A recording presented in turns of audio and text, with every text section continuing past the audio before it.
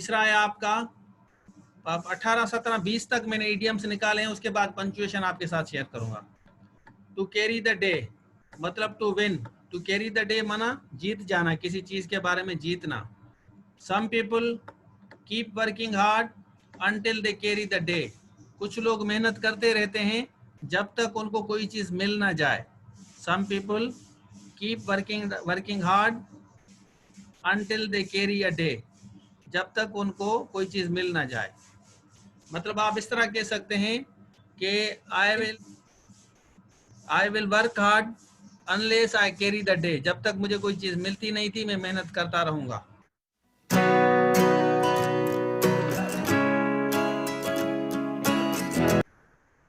Between the devil and the deep C, devil and वहां से आपका डेविल हो और वहां दूसरी तरफ आपका सी हो, समंदर हो, तो इसका है to be in a great trouble or in a danger, मतलब दोनों तरफ से खतरा।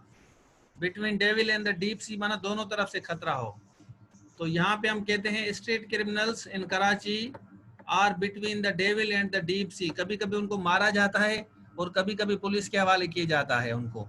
तो street criminals in Karachi are between the devil and the deep sea, तो कभी अगर वो लोग उनको पकड़ के मारते हैं और कभी कभी उनको पुलिस मारती है, तो ये दोनों तरफ जो है नुकसान है उनको, लेकिन कभी कभार उनके हाथ कोई ना कोई चीज लग भी जाती है। तो दे आर ऑलवेज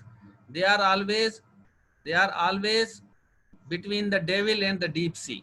तो ये सेंटेंस बनाना मुश्किल है, मीनिंग आपको बता रहा हूं, लेकिन आपको अगर सेंटेंस नहीं आ रहा, किसी बच्चे को सेंटेंस में प्रॉब्लम हो रहा है तो वो बड़ा सफर करेगा, ये बात आप समझ लें। ठीक हो गया, आगे चलते हैं। आपका to B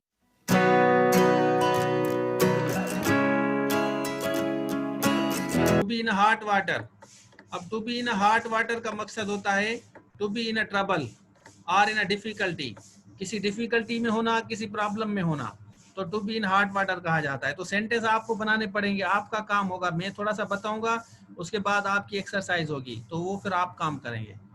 to be in hot water गर्म पानी का मकसद है कि डिफिकल्टी में होना, किसी प्रॉब्लम में होना। Any type of the work that relates to unfair means always puts people in hot water, कोई भी ऐसा काम जो गलत हो वो हमेशा इंसान को तकलीफ में डालता है। अगर कोई भी काम अगर आप गलत करेंगे तो नेचुरली आपको तकलीफ होगी, आपको प्रॉब्लम होगा, आप ट्रबल में चले जाएंगे। आप करप्शन करते हैं, आप चोरी करते हैं, आप अनफेयर मीन्स करते हैं, किसी को नुकसान देते हैं, तो you will be in hot water, आपको कब किसी वक्त भी नुकसान हो सकता है। आउट ऑफ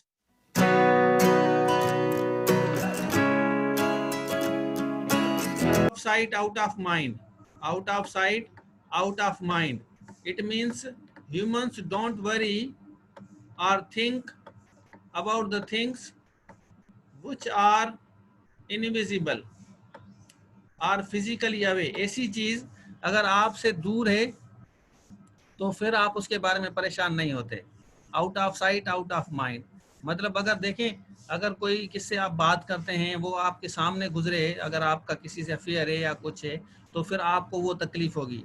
कोई ऐसी चीज़ जिसके बारे में कोई आपको रिमाइंड कराए तो फिर आपको तकलीफ होगी। अगर उसके बारे में कोई रिमाइंड नहीं कराता, फिजिकली आप नहीं देखते उस चीज़ को, तो out of sight out of mind मतलब आपसे जितना दूर होगा उतना फ़ायदा होगा। ठीक है, तो हमने लिखा है sentence, we normally forget the things which are out of sight and out of our mind, जो हमारे नजरों से दूर है, out of sight out of mind, नजरों से और दिमाग से दूर है, उसके बारे में हम परेशान नहीं होते। उसके बाद आता है टू टर्न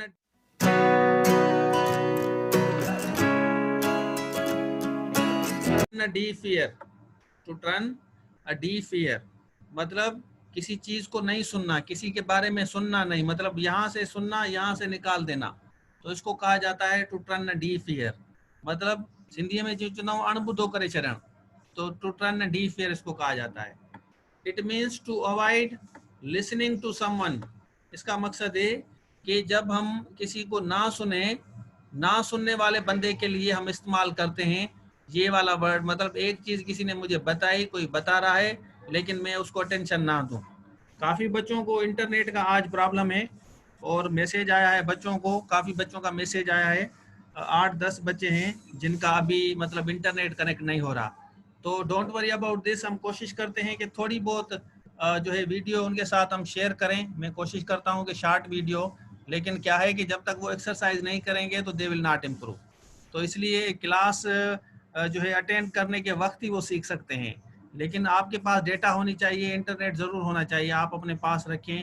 अगर इंटरनेट नहीं चलता तो आप वो डेटा, वाईफाई नहीं चलता तो उस डेटा से भी आप इस्तेमाल कर सकते हैं। आपकी 10 MB 12 MB तक ख़त्म होती है, ठीक हो गया, क्योंकि आपकी तस्वीर नहीं होती। अगर आपकी वीडियो आएगी तो फिर ज़्यादा ख़त्म होगी। अच्छा, some children turn deaf ear to, फार नहीं होगा, their parents when they suggest them, जब पेरेंट्स उनको सजेस्ट करते हैं, they turn a deaf ear. We should never turn a deaf ear to our parents when they advise us.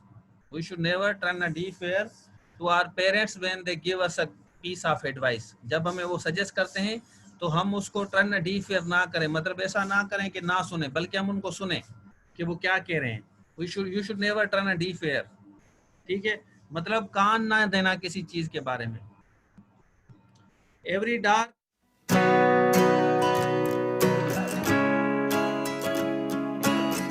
cloud has a silver lining. Every dark cloud has a silver lining. It means every difficult situation or a pain has some hope. कोई भी जो situation खराब हो उसकी कहीं ना कहीं उम्मीद होती है, उनकी कहीं ना कहीं होप होती है। Every dark cloud has a silver lining, मतलब तकलीफ के बाद आपको कभी ना कभी खुशी जरूर मिलती है। Every dark cloud has a silver lining, तकलीफ के बाद खुशी आना, मतलब कोई फायदा होना, खुशी होना। Humans should never get worried in their life because they must understand that every dark cloud has a silver lining. हर जो है खराब हालात के बाद को अच्छे हालात ज़रूर आते हैं, ठीक हो गया। अच्छा, अब इसी से रिलेटेड अगर आपका सवाल है तो आप इसी से रिलेटेड सवाल कर सकते हैं। आपने देखा कि ईडियम